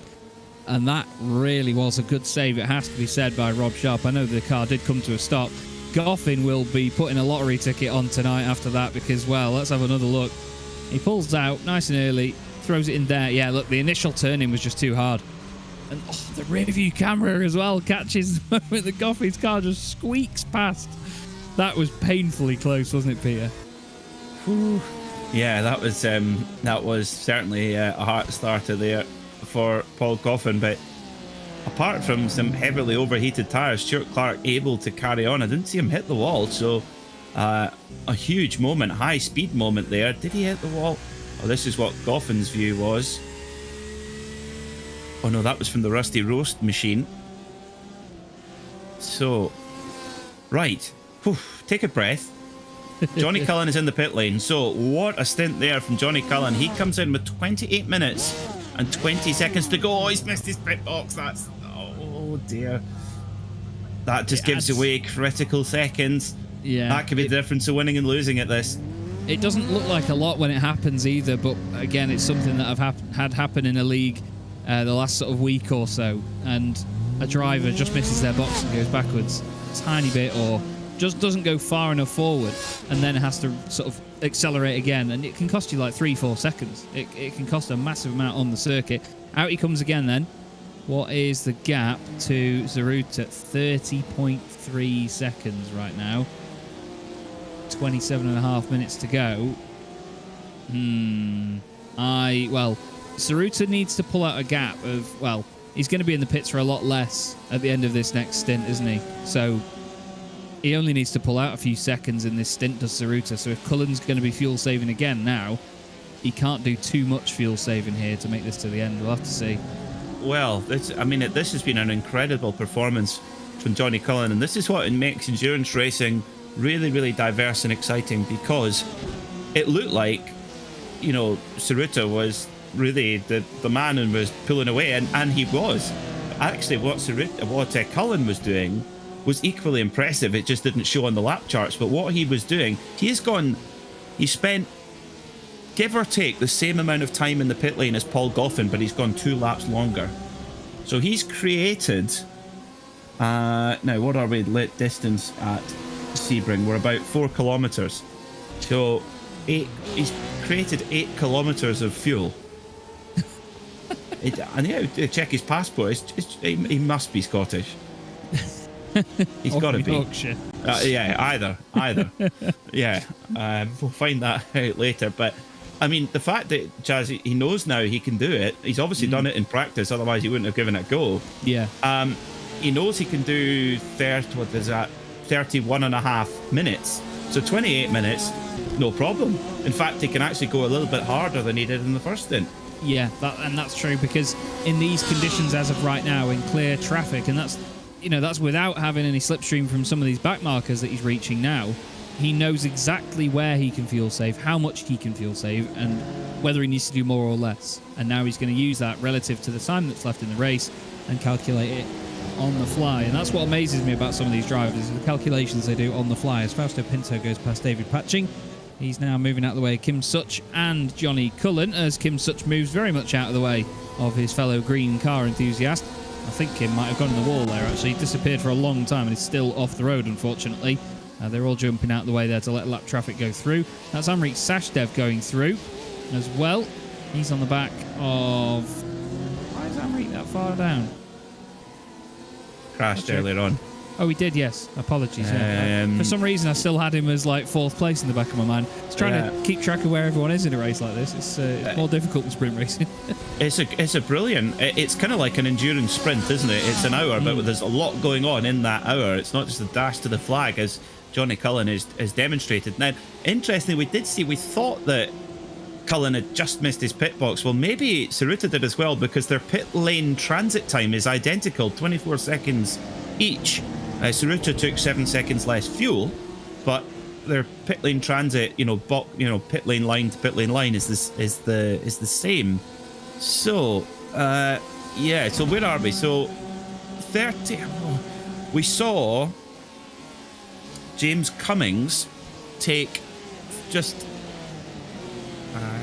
We saw him take 18 seconds of fuel. Okay, so.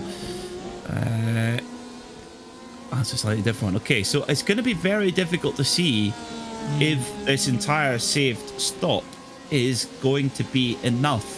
I think it depends on the next 10 laps or so, Chaz, so we get to about 10 minutes to go, because at the moment the gap between Tsuruta, our leader, and Johnny Cullen is 33 seconds. Now, Tsuruta only took 36 seconds pit lane line to pit lane line at his stop and took on 12 seconds of fuel. He won't need to take on as much as that in his second stop, so of course then his pit stop time will be less.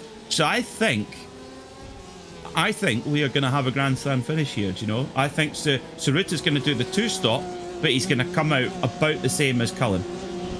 That's my prediction at this stage. That's our, what is it, AWS AI robot from... a lot less science has gone into this. Oh, absolutely. Well, that's it. I can see the notes that you're taking as well as the race goes on, Peter. It's more than I'm doing. I'm trying to do the mental arithmetic. I'm trying to figure it out. My head's just melting at this point. But still, we have a great fight on our hands. And again, it's like you say, this is what makes endurance racing so spicy. It's not just a sprint to the flag. I mean, in modern day endurance racing, the cars are that reliable, the teams are that good, the cars are that good, the drivers are that good, that it does become a 6, 12, 24-hour sprint race where reliability is the only problem.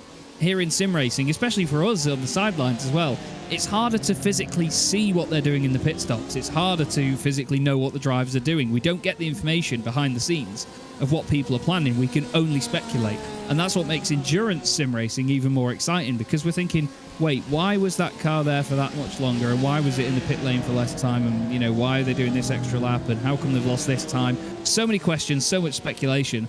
I love it, and I absolutely love the fact that we've got one of these races on our hands now. Danny Jones, the guy we look at right here, by the way, has done it was Andrew Parker, who's just up the road, did a purple sector 1 on this lap, so he is certainly on the pace in certain areas of the track. But we've got Danny Jones and Mark Johnson having a scrap now. Danny Jones hoping to go after Stephen Kershaw for the lead of the AM class. Danny Jones has got more damage on the rear. His rear wing has been repaired, but it looks to me like he's got damage on his rear left bottom corner, just around the diffuser and the tail light there. Whether how much effect that'll have, I don't know. As Mark Johnson's just picking up a slipstream. Not too much. I mean, Johnson was in his slipstream there and didn't go by. Now, in the AM class, Kershaw, your leader, car 247, is on exactly the same strategy as Danny Jones. They took on almost identical amount of fuel. However, Stephen Kershaw gained 3 seconds on Danny Jones in the pits. So they put the same amount of fuel in, same time at the pump, but Kershaw was 3 seconds quicker. So that means he's been harder on the brakes coming in, and he's been earlier on the throttle coming out, and he's hit his pit box perfectly. So Kershaw, actually just pure execution, has gained himself 3 seconds. Smashing stuff. And that's, again, it's another driver that's developed so well since we first saw them. You know, Stephen was one of the drivers that, I'm sure he won't mind me saying, you know, he was usually in the lower half of the field. And right now, on merit, he's having a fantastic race. He's really played it to his advantage here, and just thinking about the bigger picture the whole time. We've got a great battle going on here, though, with these three. We've got Mark Johnson and James Cummings both piling in behind Danny Jones now. Danny wanting to hold on to whatever track position he can now with 2 pros behind him. He knows that he's not battling for them sort of vital championship points in the class that these guys are in. But Mark Johnson now, he's in that horrible situation where he's trying to attack the car in front while not compromising himself, come under attack from the car behind. And that car behind is certainly no slouch at all. It's James Cummings, and he is certainly going to be filling the mirrors with the orange RSR that he's driving now. And Mark is going to be feeling the heat before too long in the Legends Racing machine, this gorgeous Stars and Stripes livery that he's got in the car. But Danny's going to be watching it all unfold in his mirrors, and he just needs to pick his battles. Mark takes a very long sweep out of Le Mans, makes sure that he gets a run on Danny. It doesn't seem to be that big a run, though, and Cummings has got a better one. He's looking to the right-hand side a little bit early, the three of them closing in on one another. James Cummings pulls out way early. Mark Johnson then pulls out as well. He's going to go down the inside of Danny Jones, and Danny lets him go. He says, no, we're not going to bother fighting here. It's smart stuff, isn't it, Peter? You need to pick your battles in a race like this. He's got a few positions ahead of Shepherd behind him in the AM class. He didn't need to fight that, and he didn't. Fair play, Danny Jones. Yeah, and Cummings is on a slightly different program as well. He's just a little bit of a different spot in his stint as well. Carbadine in the pits. Now, remember, he was our first taker to the pits on schedule, so he took on 10 seconds of fuel at the first stop. So in he comes. He pitted with 15 minutes into the race, so he's had approximately 25 minutes out on track, so filling up again for the run to the flag. So is Carbadine. He very much is out on his own island in terms of strategy. Will that be Paradise Island, or will it be being shipwrecked? We shall see. I could almost sealed that metaphor up in time without sounding like a complete Berk. But anyway, so Oliver Carbadine there, he was in the stops for 13.9 seconds. So we've got our first take on who's got the strategy right. So that's 23.9 seconds total fuel time for Carbadine. Is that going to be competitive or not? We'll see. Yeah, I think now is definitely the time for even more speculation, because it's so easy for these drivers to just make one mistake, you know, one little error over the course of a stint. They could run wide, they could snatch a break, go off the circuit, have a little sort of half spin, and it completely ruins their idea of their strategy. Rob Sharp moving back ahead of Stuart Clark there. Lovely move down the inside into Sunset Bend. He takes a wider line round Sunset though, and Stuart gets a decent run from the inside line. Doesn't quite have the slipstream or anything to chase after him. He's not going to entertain going all the way over to the right straight away.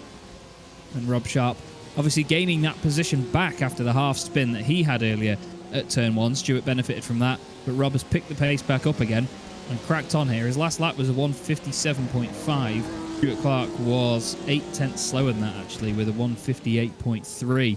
And Rob was about the same pace as Paul Goffin, despite making an overtaking manoeuvre as well. So Rob could very much be on for a podium here if he keeps this pace up. He just doesn't want to have one of those spins again. No, I mean, the fact that he's still in 4th position overall after that moment is remarkable stuff. And so, yeah, to put that behind you and then get the move done there on Stuart Clark, no slouch. I tell you what, Stephen Kershaw in the AM class car 247, tell you what, this would put, he's only 5 points behind Fausto Pinto in the championship points, and Pinto is down in 21st overall at the moment, quite a distance behind. And we have had no Pete O'Connor this week. Yeah. So there is a drop score, but you don't want to use it on a 0. If you attend all the rounds, it's definitely to your benefit rather than having a complete blank 0 for your drop score. Yeah, absolutely. I mean, as a championship organizer and many leagues organized, I hate drop scores. I hate the idea of them. As a commentator, you know, we want to know exactly who's won a championship and when, and you have that heat of the moment where you can announce who's won a championship when they cross the line, and drop scores really do mess with that. But to be honest with you, it's great in something like sim racing, because we always maintain the philosophy that real life does come first. You know, if there's anything going on outside the sim, that comes first, you know, regardless. And people have lives outside of the sims as well, so I'm told.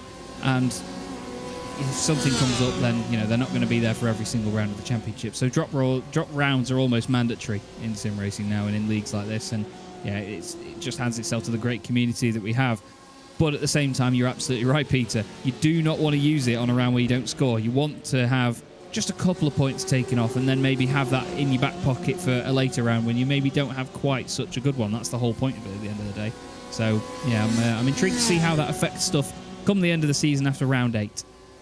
I think it's quite good, because I think it ultimately doesn't disadvantage those who maybe have to mess around, and then but it also, there is a small potential reward for those who do arrive every week. I think it does work both ways, but also I completely agree with you that as a commentator it's a nightmare, but anyway, we can manage. We'll get around it. We manage. 15 minutes to go then, and the gap is increasing from Tsuruta. Speak of the devil, has just come into pit lane, so that's interesting. It was increasing, it's now not, because Tsuruta's coming down pit lane, but Tsuruta's pushed hard for a few laps to try and put that time into Johnny Cullen. I think Tsuruta still does have a pace advantage, but, you know, is it going to be enough? Is it going to be Cullen? Is it going to be Tsuruta? We really don't know until Tsuruta comes out of the pit lane. He's in the box at the moment. That fuel going into that 911 RSR as Cullen is coming around the final corner now. Who is going to come out on top? Tsuruta is about to leave his pit box. He's taken on 12 seconds of fuel. There is Tsuruta. Where is Cullen? He's not even into turn 1. No. So 2 stops for Saruta has outdone Cullen's 1 stop. So that full push strategy has worked for Saruta. Yeah, absolutely amazing stuff. The fact that, you know, it's not even taken him to the point where Cullen's had to do his 2nd stop to see how that levels out. You know, Cullen didn't even get ahead of him after Saruta had stopped twice. That is the pace difference. I mean, it's very impressive pace from Saruta. You could argue that, yeah, that's only because Cullen wasn't giving it everything in his first stint and he was trying to save fuel. But at the same time, Christian still had to negate an entire pit stop's worth of time, regardless of whether Cullen was fuel saving or not. And we know how fast Johnny is anyway. And for Johnny to have been fuel saving, you know that the pace would have still been faster than most of us anyway. So absolutely massive props to Christian Saruta. That is really, really impressive. He just now needs to keep it on the island, push to the end, and he's got the job done, and it's going to be an incredibly impressive result if he makes it work. I think it's also going to show that what we saw before the pit stop cycle began is that Saruta and Cullen are in their own universe. Oh, yeah. Because once everybody else is taken out, I mean, Goffin's still to stop, Sharp is still to stop. In fact, there isn't many behind Saruta and Cullen who are fueled to the end of the race. So whereas Saruta and Cullen are the only caveat to this might be, Chaz, and I doubt that's the case, but the only caveat might be is that Saruta's put in as much fuel or as little fuel as he dared to make sure that he got out and got track position. But is he truly okay to go to the end of the race, or does he need to fuel save as well? Does Cullen have enough to go full rich? Those are the only questions remaining. We'll see. It'll be about 7 laps to go, I think, at the line. Yeah, I think maybe 6. Yeah, I think you're right. It might just, they might just creep under 7. But with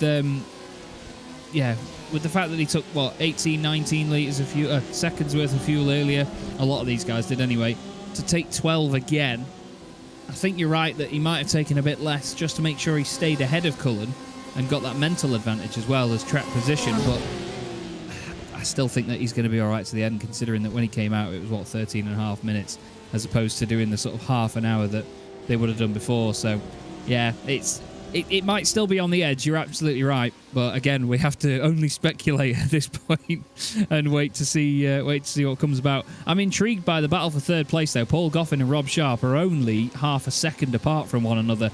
So Rob Sharp is putting in an absolute blinder here. Really good pace from Rob. Very impressive. Good resolve to make sure that he came back from that earlier spin. It was his own mistake, his own problem. Paul didn't sort of punt him off the road or anything, and now he's right back up behind the SRM machine. And let's not forget, Goffin started 10th on the grid in this race. He's into a podium spot. 7 spots gained. Really good drive. And this will be a battle on the road, because they are on a very similar strategy. They were 0.1 of a second separated them at the pumps. As Sharp's going to try and go around the outside. Goffin hits the curb on the inside. Well held. Well held. Oh my goodness.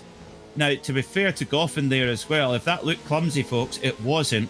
I think when he saw Sharp going around the outside, tried to give as much room as possible to Sharp and just clipped the curb he was not expecting. But what reactions there. Look at that. Nearly plows into the side of Sharp.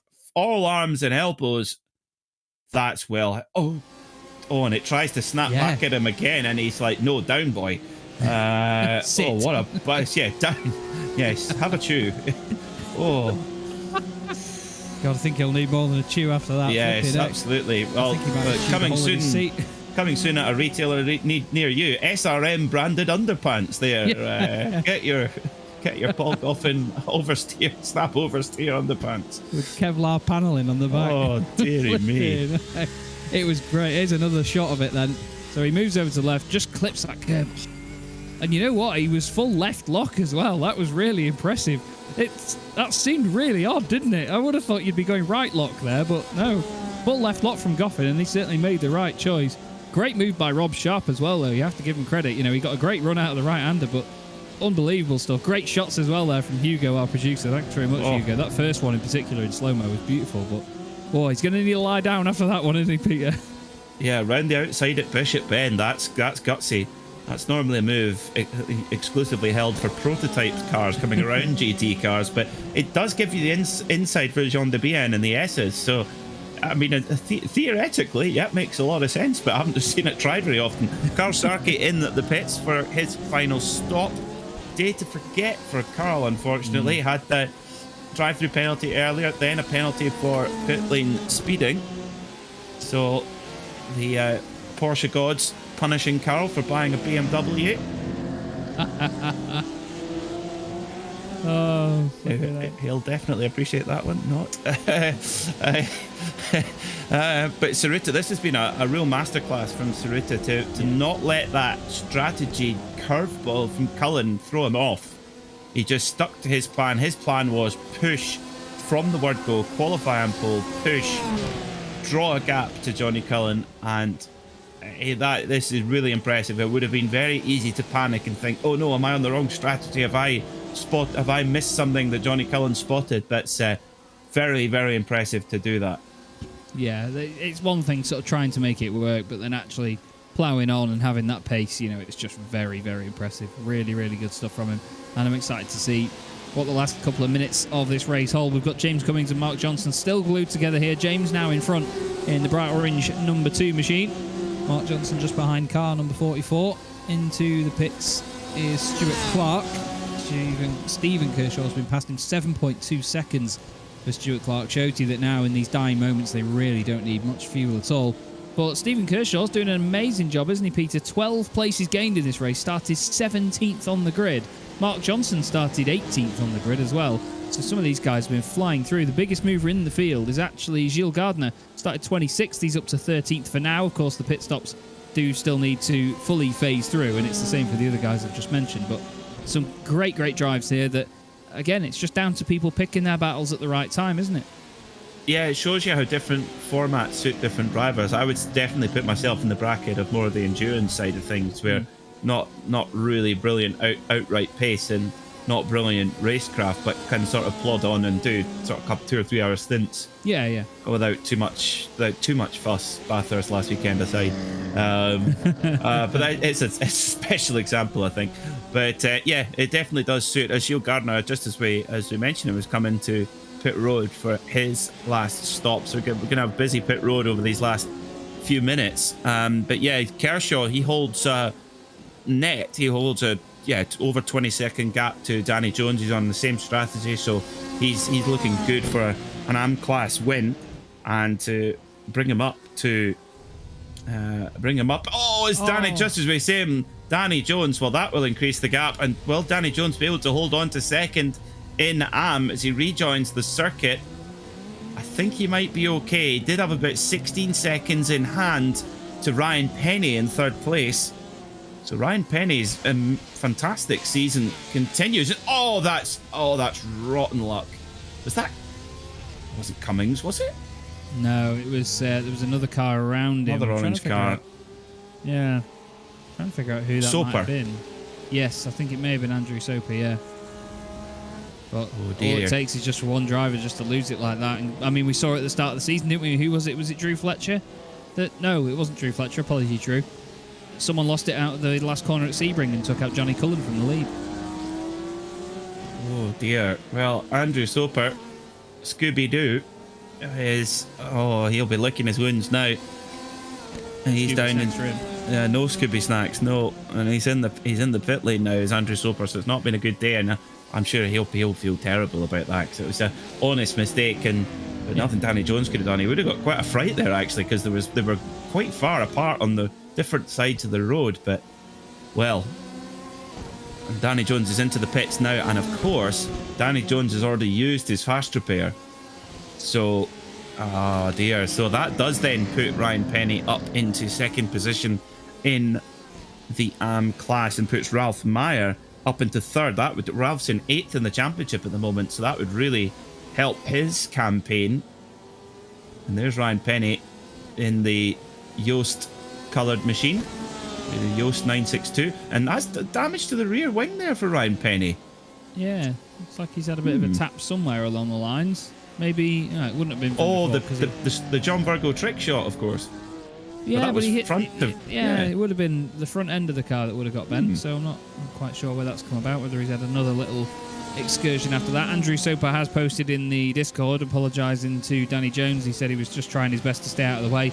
Obviously, you're on a different line around the edge there as well. You're on the marbles, and it's very easy to just get on it, and you're putting different amounts of steering lock in, different amounts of throttle. And like we say, honest mistake. Rob Sharp and Paul Goffin in the pits. We said this was going to be separated by just the pit stop itself and obviously a battle on the road. And now they are right together in the pits. Here's your race leader, Christian Tsuruta, with 2 laps left to go here. Johnny Cullen 2.7 seconds behind him, though. He's not disappearing from that rear view mirror, is he, Mr. Cullen? No. Look at it after that, though. 42 seconds back to everybody.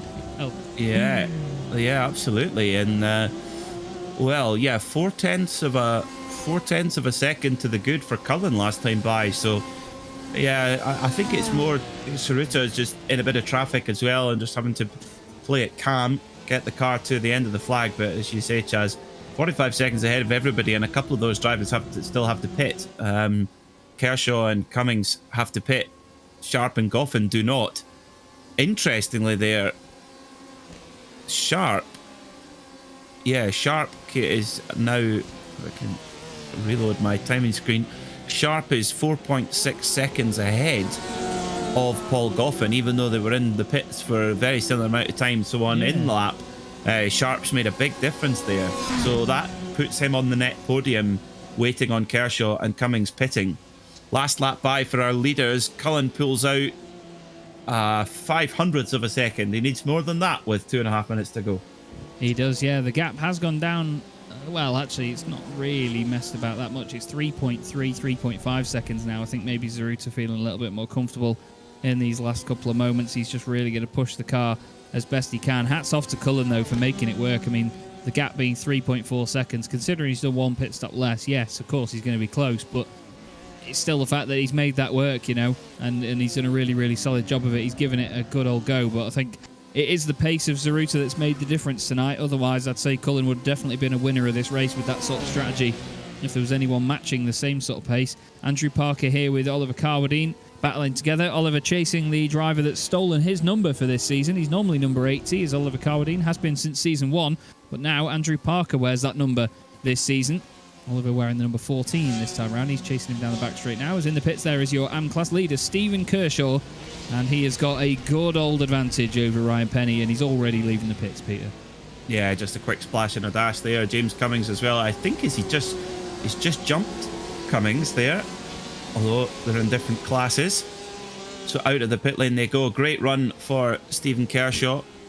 Cummings, 4.3 seconds in the pit lane there. So Cummings using a little bit less fuel over the course of the race than drivers like Tsuruta, Carwadine, etc. Goffin, he was just using a little bit more fuel as well. So it's interesting to see how some drivers just been a little bit more economical than others. It's not just the pace that comes into it in endurance racing, it is the fuel usage also. That's why Scott Dixon's such an effective endurance racer, because he's fast and light on fuel as well. Ryan Penny in the pit lane from Ryan Penny, so he has dropped behind Danny Jones as well, so that puts Scuderia Chickenhouse's Andrew Shepherd up into 14th. He's pitted, he's fine to the end of the race. So at your AM order then is Kershaw from Shepherd, from Danny Jones, from Gilles Gardner. So Gilles Gardner in a great position in AM. This would catapult him into the top 10 in the championship. And the three of them are separated by only 5.7 seconds right now as well. So very close indeed. But they're going to be on the final lap of the race now as the graphic changes at the top. Well, we're not going to have that many superlatives to give out here, Peter, but Christian Tsuruta, he showed us a fantastic job in practice. He was immense in qualifying as well. And throughout this whole race, he's not been completely untouchable. That strategy of Cullen's was a masterpiece, and he's really made it work. But the pace of Christian Tsuruta is what's been untouchable tonight. The flying bogey has been completely rolled and flicked way ahead of the competition. Yes, it certainly has. 0.7 of a second quicker on best outright lap time over Johnny Cullen, but he's had to do that consistently Ceruta's had to push full attack for an hour without a mistake. That's not easy to do at this circuit, Sebring, the vicious Sebring International Circuit in Florida, and in this pretty savage car as well, the 911 RSR. But our championship leader, Christian Ceruta, he's had 3 podiums. He's only had 1 win so far this season, but this will be his second. Christian Ceruta is your winner here at Sebring International Raceway in the Porsche Club of Great Britain. The championship leader marches on. Glorious win by Christian Ceruta. Absolutely decimated them. Really lovely to see. Perfectly executed, almost textbook performance that. Johnny Cullen, though, what a drive by him. Very, very well done by Johnny. He made a great strategy work. It's just that slight pace difference. But 3.6 seconds, Peter, you can argue he lost a lot more than that in that first stint by fuel saving. And to be honest, I think if there was any slight mistake from Ceruta, we'd be looking at a very different result. This man, though, Stephen Kershaw, he started this race 17th on the grid. He would have been behind a good 3 or 4 different AM drivers from there, not thinking that he was going to get an AM class win at all, probably just hoping for a podium. But his confidence has shone through here. He's made it work. Like you say, Peter, one of these drivers that may not have the outright pace over 1 lap, but he can just pound around the circuit, get consistent laps in, stay at a decent pace, not push himself too hard, and make the strategy work. And that's exactly what Stephen's done here in this glorious hybrid livery between the Pink Pig and the Porsche factory colours on the 911 RSR. It's a brilliant idea. It's a great idea having that combination of the factory colours and the retro Pink Pig. Brilliant stuff. Stephen Kershaw will come home in 8th overall here at Sebring and win in the AM class. He flashes €10,000 worth of headlights as he crosses the line. And yes, over the line he comes. Great drive there from Stephen Kershaw, and finishes on the lead lap as well. Just by my reckoning, 13 cars on the lead lap. Carl Sharkey somehow, after 2 penalties, he comes home on the lead lap as well. Amazing. 13th place, Carl Sharkey. Very well done. And hats off to our other podium finishers in AM as well. Andrew Shepard would have taken 2nd place there with Danny Jones behind him. And Rob Sharp takes an overall podium, even after that half spin earlier on as well. What a great drive that is by Rob in the Orborus machine. We've got Christian Ceruta now coming down the start-finish straight to do some donuts in celebration, which is lovely to see. Some of the best sounding donuts you'll ever hear. Our camera is... Oh, no, he's just pulled it over. Oh, Christian, he's probably run out of fuel. I was hoping he was going to do some donuts there, but no, he's just parked the car in a pretty place for a screenshot and off he goes. But there's your result, Peter. What a race. Oh, what a race indeed. Christian Ceruta wins by 3.8 seconds from Johnny Cullen. They're the 2 at the top of the championship, 2 at the top of this race. Rob Sharp, what a drive from him to finish 3rd overall, and that really helped his championship campaign. Paul Goffin comes home in 4th position, with Stuart Clark in 5th. Then it was Austin Greatorex. There's Austin, as usual, just creeps his way back up. He was upside down, he was bashed in, he was smashed about, and he's managed to come home in 6th place. Austin Greatorex, quite a drive. James Cummings comes home in 7th, and Stephen Kershaw home in 8th place overall and top of the AM class. Mark Johnson and Andrew Parker, they round out your top 10. Then it's Oliver Carbadine, Byron Crawford and Carl Sharkey on the lead lap, with 2nd place in the AM class, Andrew Shepard for Scuderia Chicken House. Then it's Danny Jones, the Haribo Bear, getting a class podium. Gilles Gardner, great run from him, 4th in the AM class. Chris Byron came home 17th. Then it was Ryan Penny, Ralph Meyer and Amrik Sashdev. Johnny Elia was 21st. Disappointing day for the 11-10th driver, with Fausto Pinto, a great qualifying performance, not quite going to plan. Then it was Carl Hazelton, David Patchin, Kim Such, Heinz Meyer, Mark Elvin, Andrew Soper, Drew Fletcher. The poor old Paul Riga, spare a thought for Paul, a bit under the weather today, not taking the start. I'm sure we'll see him back at Imola for his home race in 2 weeks' time. Well. Another great round here in the Porsche Club of Great Britain. Our winner, Christian Ceruta, joined us now in the commentary box, and he is down with Chaz Draycott.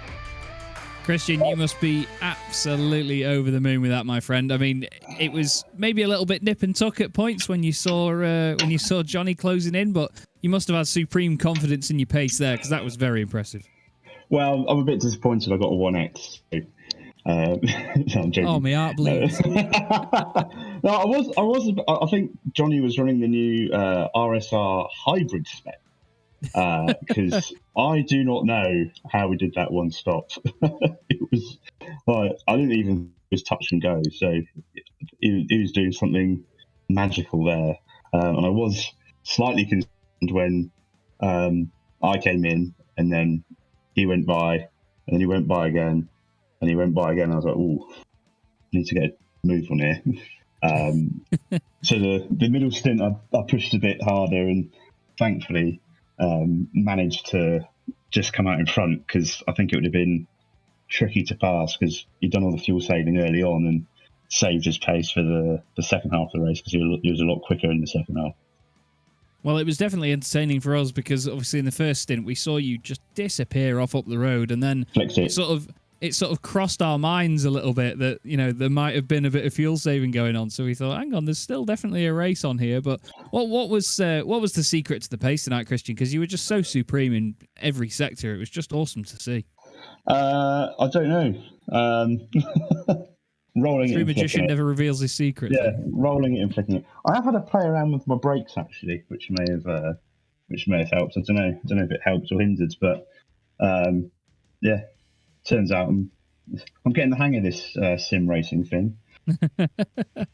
Well, it's certainly a vital part, obviously, especially around here as well. You know, there's so many important braking zones, and in a car like this where you can so easily snatch a brake as well, it does make an absolute world of difference. Was it a car track combo that you enjoy? Because I mean, they looked like absolute missiles around here. Yeah, definitely. I mean, I am sweating my nuts off now, because it's so bumpy. My steering wheel's been. I'll be amazed if I don't end up with carpal tunnel syndrome after this. But no, I think it's a fun track. There's a few bits where you just got to get into the rhythm. Yeah. I think the trick was just not pushing too hard, don't brake too late, just making sure you hit every apex, don't overcook the tyres, pushing wide, and yeah, just seemed to manage to maintain that pace the whole way through. So yeah, it's a good race. And next round, March the 1st, we're going to be at Imola. Is that a circuit you enjoy? There's a lot more high curbs there as well. It's a circuit I very much enjoy, but unfortunately, I'm going to be in the States with work. So, oh man, yeah, that's a bit annoying. It'll certainly make things interesting for the rest of it, because I need Austin to turn up for that one and make sure he fires Johnny off or something. Maybe I'll slip him a tenner next week. Well, I mean, enjoy your time in the States, of course. I know you say it's for work, but still, it's nice to head over there, I imagine. But we'll miss you at Imola, Christian. But honestly, tonight was very, very impressive. Thank you very much for joining us, and we'll hopefully speak to you again before too long. Yeah, thanks very much. See you next month. Yeah, cheers. See you. Cheers, guys. Bye. Well, there we go. We won't be around for the next round of the championship, Peter. Big shock there. Big announcement from Christian Cerruta, driver of the Flying Buggy. It'll give his arms a rest by the sound of it as well. Right, who should we speak to now? Do you know what, Chaz? I think we'd have a chat with Stephen Kershaw, yes, our AM class winner. Stephen, welcome to the RaceSpotTV commentary booth. A great drive. How do you feel about that one? Oh, absolutely stoked. Absolutely stoked. It was one of the only races I've done for the last couple of years ever actually, where I didn't really make too many mistakes. So, yeah, I'm absolutely delighted with that. And by my calculations, correct me if I'm wrong, that pops you into the lead of the AM Championship. How do you feel about the campaign for that highly coveted crown? Yeah, good. I was just chatting to Rob in the waiting room, and I think he might have had an incident with ammo during the race. So I said, you can do as many of those as you like. keep him behind me at all costs. Yeah, it's a long way to go yet, though. There's a lot of backhanders going on. Christian Cerruta is going to give Austin Greatorex a tenner to nerf Johnny Cullen off. No, he's not. No, if there's any of that going on, we'll know about it. We know where it came from. Now, final question for you, Stephen. The livery. We've got to talk about this. Something I never thought I would see, the RSR factory colours and the pink pig very subtly combined. We love it. We absolutely love it here in the commentary box. Tell us about the thinking behind it. Yeah, I just wanted to pay tribute to the sort of the two liveries really that Porsche used. So I definitely wanted to get a bit of pink pig in it, but I'm not sure that Andy Martin usually races those colours, so I didn't want to steal his thunder. So I just thought, let's just put a little bit of pink on it, and so that's what I've done. I love it. I love it. Well, well done on your win today, Stephen. It was a great drive, and good luck for the next round at Imola. Yeah, thanks very much. Cheers, Peter. Lovely stuff. Lovely. You can tell just how happy he was with that, and I love hearing that. I love hearing that from drivers. Right, who are we going to have next? Your last one, Chaz. You choose. Let's go with Rob Sharp, shall we? Because he had a bit of everything in that race, and he had to work rather hard indeed to get that podium result. Rob, welcome back to the RaceSpotTV commentary box, my friend. It's good to speak to you again. You must be very pleased with that, getting a podium, especially after the half spin and all the hard work you had to put in. That was a tough one. Yeah, it was a tough race, absolutely. And I've just been, while I've been waiting for an interview, I've just been watching the incident between myself and Amo, I think. And it looks that my car just snapped to the left and knocked him off, which oh dear, terrible. But, it was obviously not intentional, so apologies to Amo. Well, it's one of those circuits, isn't it? It's a very bumpy place around here at Sebring. The cars move around a lot more on the brakes and even on the throttle as well. I mean, you found out yourself when you were sort of braking and then getting back on the throttle at turn one. It can so suddenly go around, can't it? Yeah, I thought it was game over at that point, but somehow it kind of... I don't know how close I was to Paul, because I must have nearly hit him as I spun, but he avoided brilliantly. And then, I had to do it all again.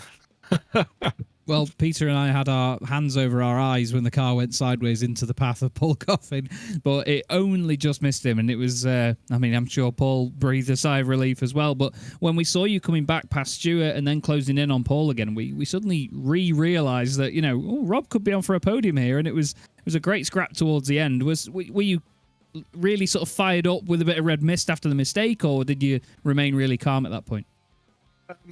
I had a bit of red mist after the mistake, and then I made some more mistakes, and so I managed to calm myself down and just get it together and try and just do some laps, and then I think it just gradually closed the gap on Stewart, and I managed to get past him, and I think Paul made just a tiny error around the back of the circuit, and I managed to get past him as well. So and then it was just a case of keeping it together till the end. So it was a very satisfying race after all that hard work, as you say. But it was the demolition derby on lap one, through that, the little left-right. Yeah. Unfortunately. Well, it's part and parcel of Sebring sometimes, I suppose. We were talking about it tonight, the way that the circuit flows one way then the other. Sometimes it's hard to avoid one another. Imola next time out, that flows one way then the other quite a lot. Is that a circuit you're confident at? I like Imola, yeah. I mean, I like Sebring as well. So I wouldn't say go as far as to say I was confident, but I like the circuit. So, it's a bit of fun. So, who knows? We'll see. It should be good. Well, we hope it goes well for you, Rob. Thanks very much for joining us, mate. We'll see you in a few weeks. Thanks, Jazz. Cheers now. Cheers. Bye. Well, Rob Sharp then obviously reflecting on the incidents that he had. I'd forgotten all about the contact with Amo at the beginning as well. He really did have everything thrown at him in that one. He certainly did. Yeah, I think he's. It was a very honest assessment there from Rob, but a great run, a great finish to get on the podium. Gets his championship campaign very much on a good footing. What a race it was! Fantastic stuff. Final thoughts before we close off here on RaceSpotTV, Chaz. And a Sebring endurance race, 1 hour, but what we packed into that hour. Oh, absolutely. We always look at these endurance races that are 3, 6, 12 hours long, and you think, wow, it's going to be hard to sort of get that same feel, that same buzz of strategy and pit stops in a 1 hour race. But honestly, if you do mess with the fuel and you limit that and you force drivers to have to play their hand with that, it can be so exciting. It's a great format having a 1 hour endurance race, and I really hope we get to, well, I know we get to do more of these this season. So yeah, I'm looking forward to it, mate. That was a cracker. Yeah, was very good indeed. Well, we are back in 2 weeks' time, 8 o'clock UK time, March the 1st. Join us at Imola, the Autodromo Internazionale Enzo Edino Ferrari to give it its full nomenclature. Myself, Peter Mackay, and Chaz Draycott will be back here on RaceSpotTV to take you through all the action. Tonight, it was the night of Christian Tsuruta and the Flying Bogey. He extends his championship lead. Join us in 2 weeks to see if he can be caught. Thanks for watching.